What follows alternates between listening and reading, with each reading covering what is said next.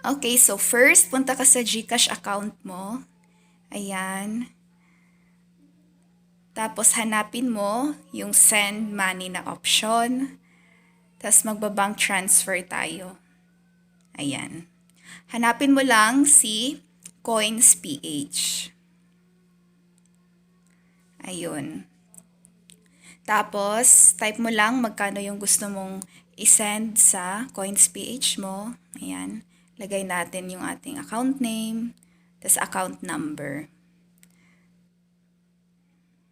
Tapos, send money. Ayan, no? Wait for the confirmation. Okay, so successful yung ating transaction. Punta naman tayo kay Coins PH. Ayan. So, login lang din tayo. Ayan guys, nandiyan na yung 1,000 na kinash in natin. So, punta tayo kay crypto. Tapos, magko-convert tayo from PHP to XRP. Ayan, convert natin lahat. Slide to convert. Tapos, balik tayo doon sa main. Hanapin natin si XRP na tab. Ayan, no? Nandyan na yung 30 XRP. So, send natin ito sa external wallet address. Ayan. So, punta tayo sa ating Binance account. Click natin yung wallets. Ayan. Tapos, magdi-deposit tayo ng XRP. Ayan. Kunin mo yung wallet address. Tapos, paste mo doon sa Coins PH. Tapos, balik tayo kay Binance. Copy yung tag. Then, paste na naman dito. Ayan. Send mo lang. So, guys, meron siyang 0.00045 na fee. Ayan. So, yung maka-cash out na lang natin is, ayan, 3096756. Slide to send. Tapos, continue lang. Ayan. So, kunin mo yung code via SMS na lang, no? Kasi mas mabilis compared sa email. Ayan. Okay, so wait lang guys, no? Na ma-cash in successfully, mag-reflect siya sa ating Binance. Sometimes, umaabot siya ng 30 minutes, kaya wag kayong kabahan.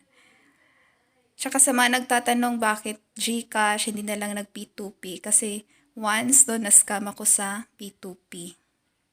Tsaka guys, no, before tayo mag-convert mamaya ng TRX at USDT, papakita ko lang sa inyo yung dashboard ni Draken Exchange Wallet. Okay? Ayan. Makikita nyo dyan sa upper right corner niya guys, merong prompt na lalabas at i-inform kayo kung magkano yung TRX at USDT na kailangan ninyong i-deposit para ma-unlock yung wallet. Okay? So, balik tayo sa ating Binance. Hintayin natin. Ayan guys. Nandiyan na yung ating XRP. Successfully deposited na siya. So, this time, ang gagawin natin, i-convert natin siya into USDT. Ayan, punta tayo sa trades. Tapos, hanapin natin si XRP at USDT na pair. Then, isi-sell lang natin yung ating XRP kanina. Ayan, set lang tayo ng limit price. At hintayin natin na ma-fill in yung ating order. Okay? So, balik tayo kay Draken Exchange, guys, no? Kapag sinabi no, doon na kailangan mo ng 20 TRX or 50 TRX, yung iba may 300 na pala na TRX, no? So, yun yung kailangan mong i-deposit para ma-unlock mo si USDT wallet. Tapos, may magpa-prompt din na kailangan mo ng at least 5 USDT ba or 10 USDT. So, kailangan mo ring mag-deposit ng ganun para ma-unlock mo yung DRK swapping or DRK wallet rather. Yan, no?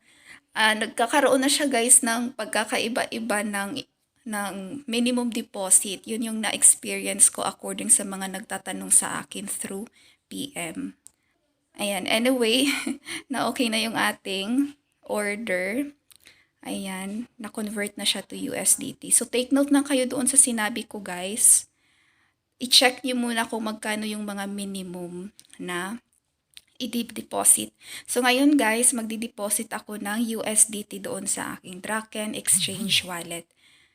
Ganon din naman kapag magdi-deposit kayo ng TRX, kailangan nyo lang rin mag-convert ng. So this time guys, punta naman tayo kay Yandex browser.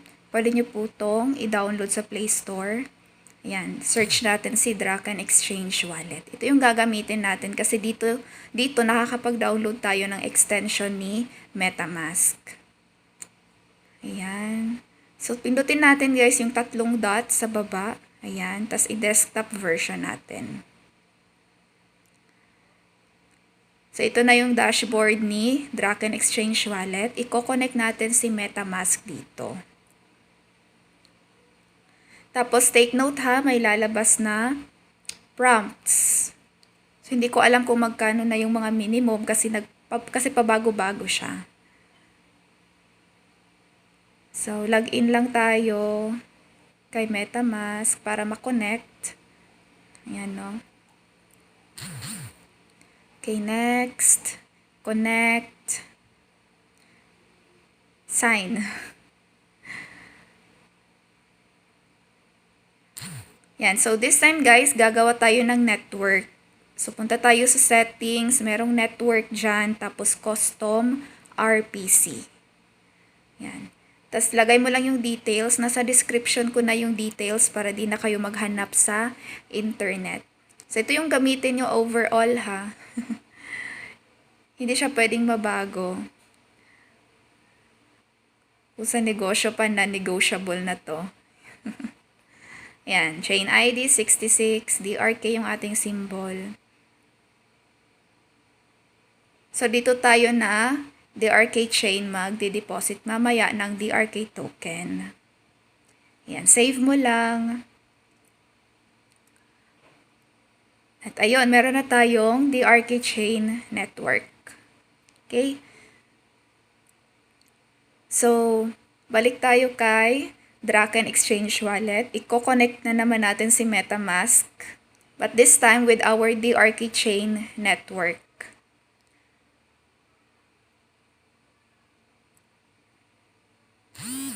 Ayan, MetaMask. Tapos may notification. Confirm mo lang. Ayun, notification.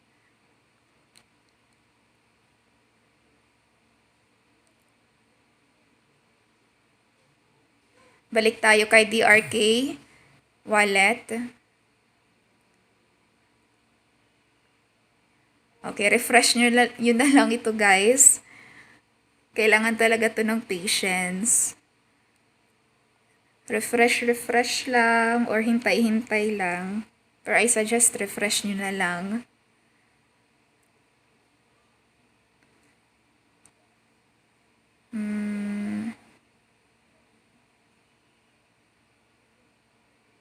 Ulitin natin. Connect natin ulit.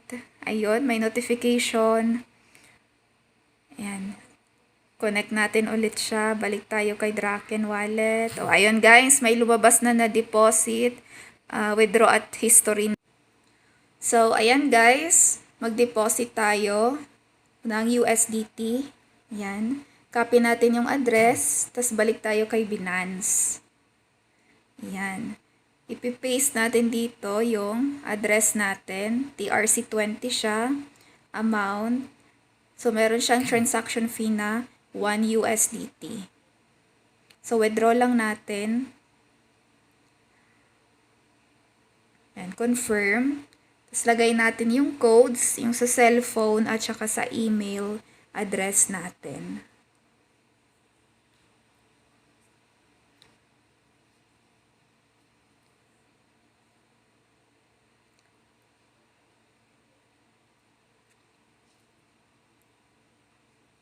Ayan, completed na guys. So, tingnan natin sa transaction history. Processing pa siya. So, wait lang natin na completed yung nakalagay dyan. So, it might take a while. Hintay-hintay lang talaga tayo.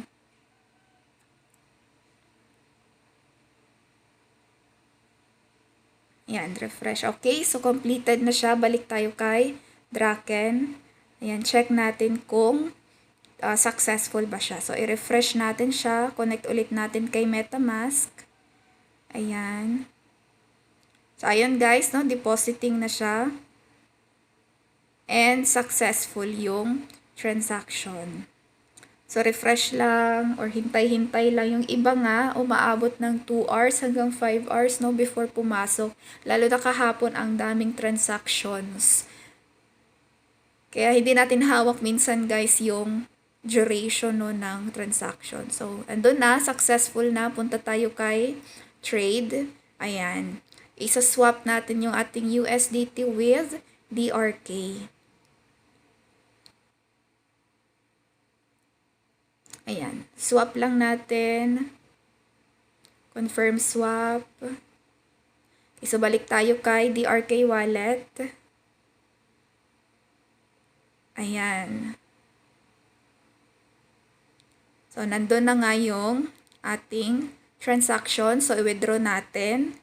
Punta tayo kay MetaMask. Yung ginawa nating network kanina, i-copy natin yung wallet address doon. Yan, yung nasa taas, yung sa account. Copy nyo yan.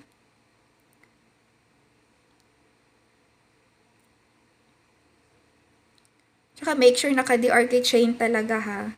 Tapos paste natin. So maganda guys, wag nyong i-all in muna.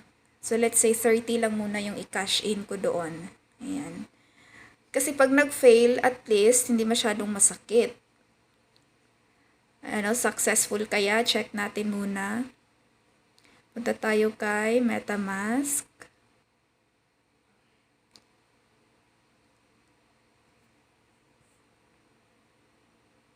So, ayan guys, nag-reflect nga siya. So, pwede na tayong mag-all in. So, all in natin. Tama yung address na na-paste natin. Let's say 600 na. Lahat-lahat na, no? Okay. So, ayun, successful na daw. Check ulit natin kay MetaMask. Wala pa.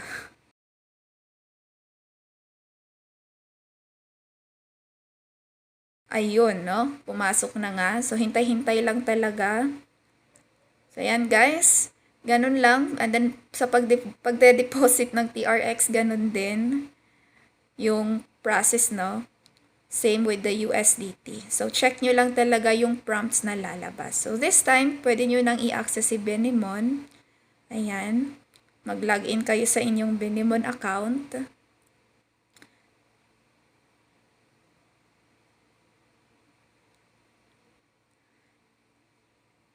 Pagkatapos, i-connect nyo yung, yung inyong MetaMask doon. Okay. Anyway, doon sa mga nagtatanong bakit wala pa sa Play Store yung laro, nasa description yung link, no, kung saan nyo pwedeng i-download yung game. So, sana nakatulong. Tsaka, please take note lang kayo doon sa prompts, no, kung uunahin ba si USDT or si TRX. Kasi sa akin, yung sa experience ko, yung unang nag-prompt si USDT. So, yung ginawa ko, USDT, yung una kong dineposit. Saka na lumabas si TRX. Tapos yun, nag-deposit na naman ako ng TRX. And then, doon na nag-reflect lahat ng deposits.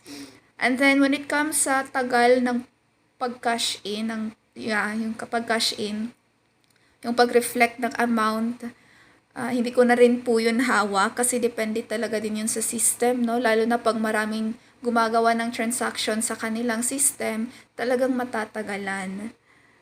Pero yung process guys, yun lang talaga yung ginawa ko. And for those who have more questions, gagawa po ako ng group chat para po makasagot sa inyong mga tanong.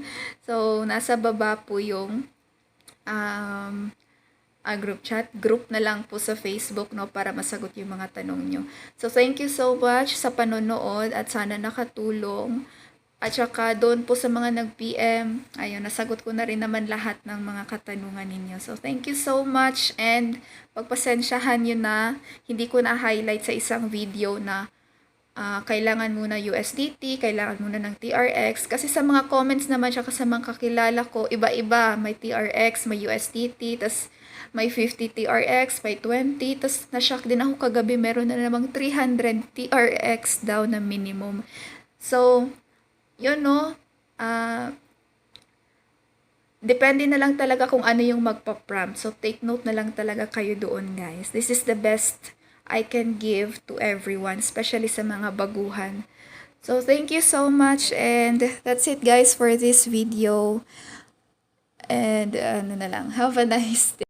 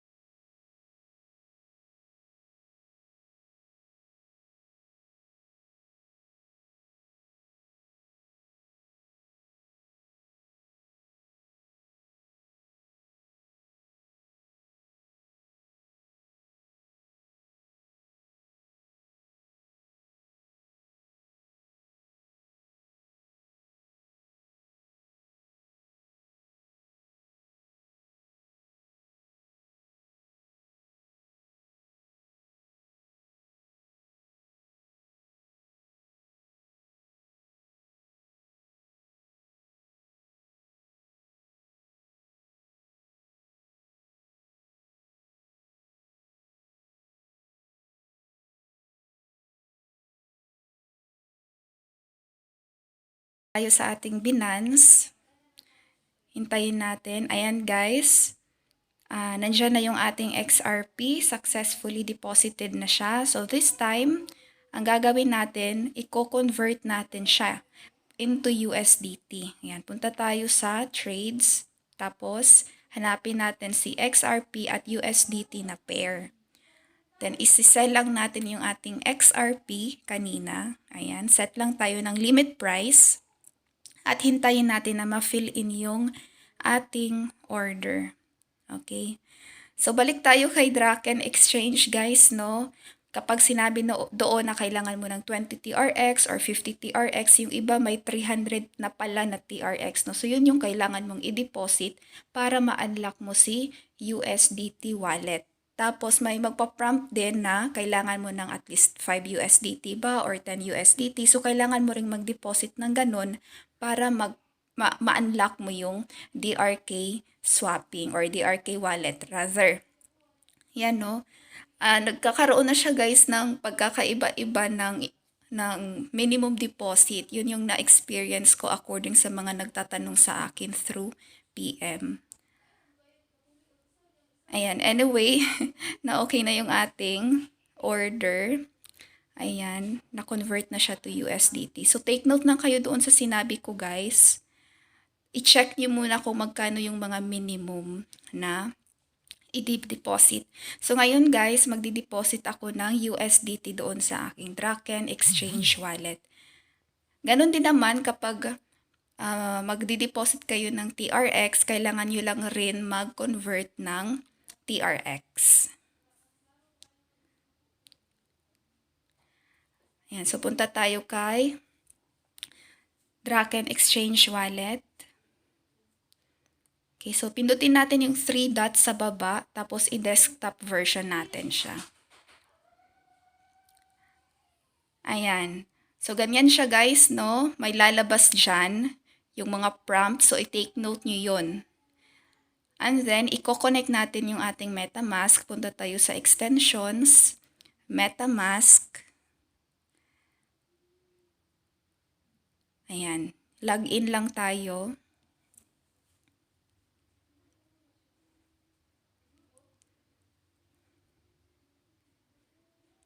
Ayun. Next. Connect. Tapos, sign na naman. Okay, so this time, guys, gagawa tayo ng networks. DRK chain network. So, punta tayo sa custom RPC. Ayan. Tapos, lagay natin yung network name. Nasa description na yung details dito para hindi na kayo mahirapang maghanap. Ayan. So, kakailanganin nyo to, no? Ayan. Chain ID 66 po. Sa lahat na po yan. DRK. Ayan. Block Explorer URL. Okay, save lang. So, ito yung network na i-connect mo sa iyong Draken Exchange wallet. Ayan. So, yun ano, DRK chain. Yan, naka-DRK chain wallet na tayo. So, balik tayo kay DRK Exchange. Sign in ulit natin siya. I-connect ulit natin siya kay MetaMask. Ayan. Extensions. Click ulit si MetaMask. Tapos, may notification yan, guys. Ayun. Kunin natin yon. Login ulit for security. Tapos, balik naman tayo kay Draken Exchange Wallet.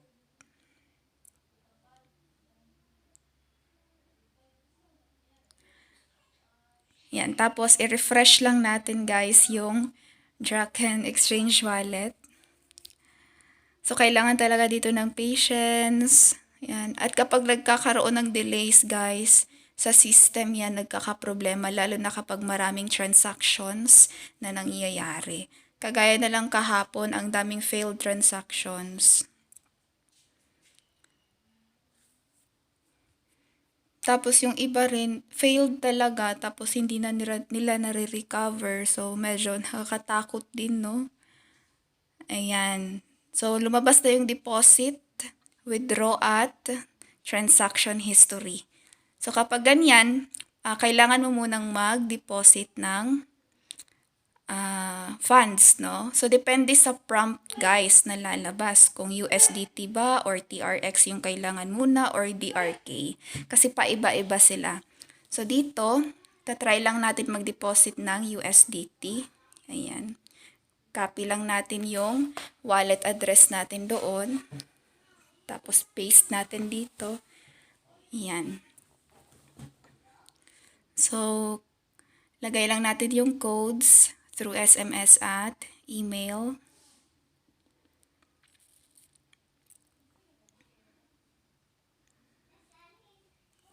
So, ayun. Yan, completed. Check nyo lang yung transaction nyo guys. Nasa processing pa yan. So, hintayin nyo lang na completed na yung transaction dyan. So, take note nyo lang guys no, yung prompts. Kung USDT, magkano ba yung dapat?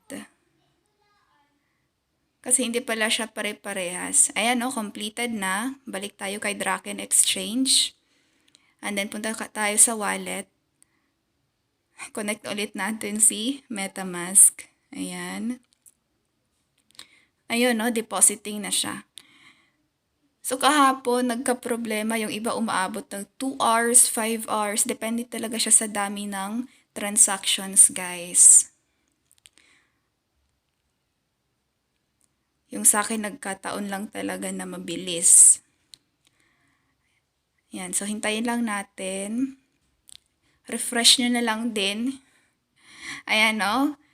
Ando na yung deposit. So, punta tayo kay DRK Exchange. Ayan. I-swap natin yung ating USDT with DRK. Ayan. Click lang yung swap. Confirm. Yan yung amount ng DRK na mapupunta sa ating DRK wallet. So, balik tayo kay wallet. Ayan. Successful na siya, guys. Nandun na nga.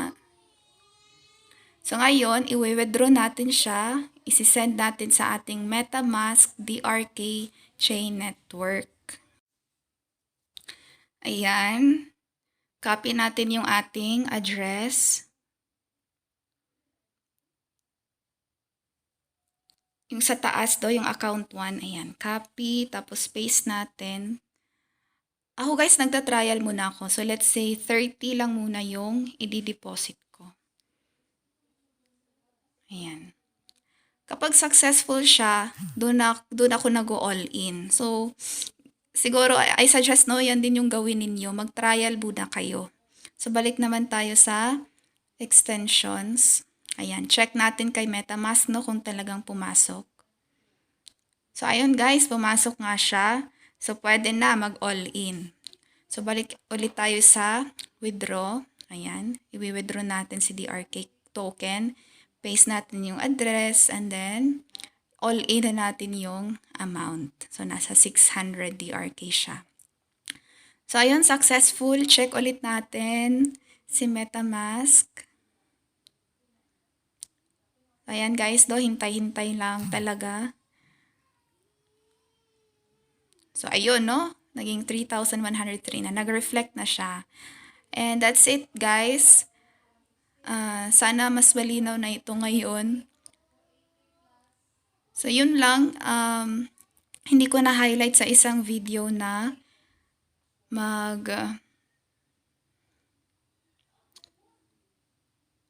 So, this time, guys, pwede ka nang makapaglaro ng Binimon. Pwede mo nang makonect ang iyong account sa game.